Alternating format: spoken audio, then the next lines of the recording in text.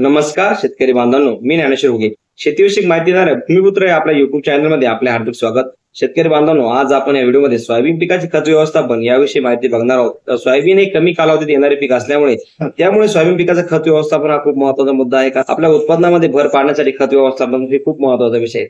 शेतकरी बांधवांनो, सोयाबीन खत व्यवस्थापन करताना आपल्याला 4 ते 5 बाबी खूप महत्त्वाच्या आहेत.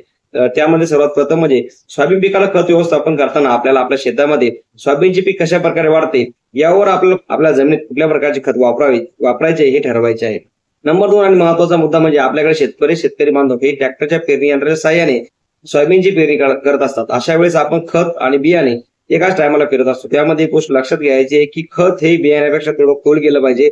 जर आपण पेरणी यंत्राच्या साहाय्याने सोयाबीनची पेरणी करत असाल व आपलं खत आणि बियाणं हे एकाच ठिकाणी जर पडले असेल तर जेव्हा आपली सोयाबीन पीक उगवून येईल तेव्हा जे कवळे रोप असतात ते जास्त प्रमाणात खताचं शोषण करेल. अशा वेळेस बऱ्याच ठिकाणी आपल्याला सोयाबीनचे पीक उगवून आल्यानंतर वाळताना दिसते. नंबर 3 मध्ये सोयाबीन हे मुळावर गाठी असलेले पीक आहे. सोयाबीन हा हवेतील नायट्रोजन शोषून घेतो व तो मुळाद्वारे गाठीच्या स्वरूपात साठवून ठेवत असतो. त्यामुळे सोयाबीन पिकाला पेरणी करताना आपल्याला नत्रयुक्त खताचा वापर म्हणजे युरिया सारख्या खताचा वापर कमी प्रमाणात करायचा आहे. त्याऐवजी आपल्याला फॉस्फरस व पोटॅश युक्त खताचा वापर जास्त प्रमाणात करायचा आहे. ज्या शेतामध्ये आपल्या सोयाबीनची वाढ कमी होत असेल अशा शेतामध्ये आपल्याला नत्रयुक्त खताचा वापर वाढवायचा आहे व ज्या शेतामध्ये सोयाबीन कमी फुटवा करत असेल अशा क्षेत्रामध्ये आपल्याला फॉस्फरस युक्त खताचा वापर वाढवायचा आहे.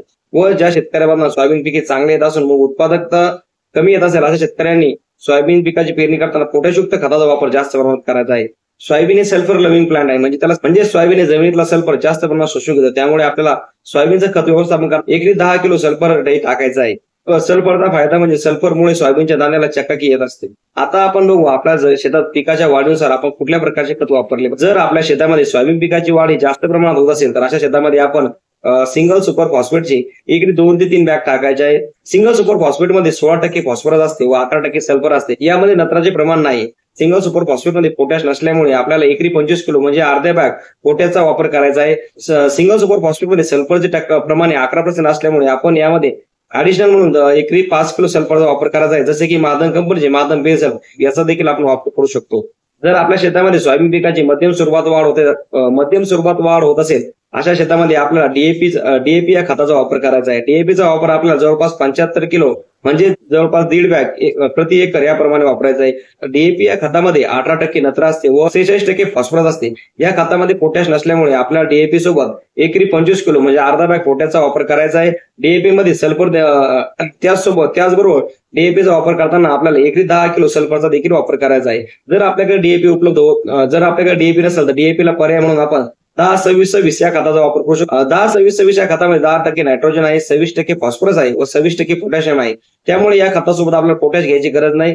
10-26-26 सोबत फक्त आपल्याला एकरी 10 किलो सल्फर घ्यायचे आहे. या व्यतिरिक्त आपण 12-32-16 या देखील खताचा वापर करू शकतो. 12-32-16 सोबत आपल्याला 10 किलो सल्फरचा वापर करायचा आहे. यानंतर शेतकरी बांधवांनो, आपल्या शेतामध्ये सोयाबीन पिकाची वाढ कमी प्रमाणात होत असेल अशा शेतामध्ये आपल्याला 20-20-013 या खताचा एकरी 75 किलो वापर करायचा आहे. म्हणजे एका एकरामध्ये आपल्या जवळपास 1.5 बॅगेचा वापर करायचा आहे.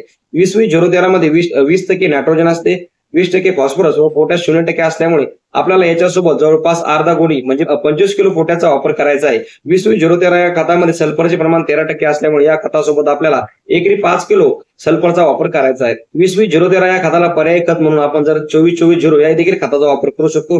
24-24-0 या खताचा वापर आपल्याला एकरी 75 किलो करायचा आहे. 24-24-0 सोबत आपण 25 किलो पोटॅश व 10 किलो सल्फरचा वापर आपल्याला एकरी करायचा आहे. अशा प्रकारे शेतकरी बांधवांनो, आपल्याला आपल्या शेतामधील पिकाच्या वाढीनुसार खताचे व्यवस्थापन करायचे. आपला हा व्हिडिओ आवडला जास्तीत जास्त शेतकऱ्यांना शेअर करा. आपण जर चॅनलला नवीन असाल तर चॅनलला सबस्क्राईब जरूर करा. पुन्हा भेटू अशाच एका नवीन व्हिडिओ सोबत.